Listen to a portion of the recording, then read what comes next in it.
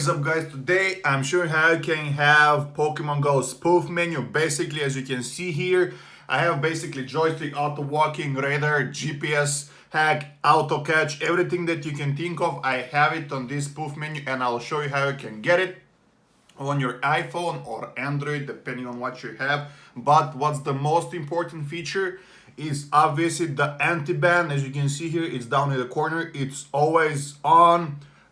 You don't have to worry about getting banned, losing your account, anything like that. Without me talking more, let me go ahead and show you how you can actually get it, how you can actually get the spoof menu. So first thing what you gotta do is go to your settings.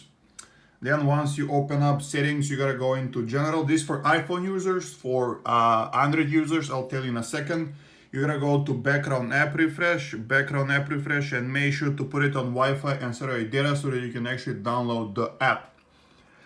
Once you do that, you can go ahead and open up a browser, but for Androids, you gotta go into settings, battery, and disable power saving mode off and ultra power saving mode off. If you have any of those two options, you can basically open up your browser, then go to Pokemon5.com. As you can see, for me, it already shows up because that's where I've gotten my modded app from. And once you do that, you can even read Pokemon Go Spoofer is a tweaked version of Pokemon Go with a lot of spoofing features.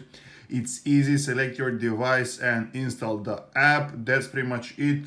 If you have Android, you'll install for Android, obviously. If you have Apple, you'll press the Apple button, and that's pretty much it. Hope you enjoyed the video. Obviously, if you did, make sure to leave a like, subscribe, and I will see you in the next video. Peace.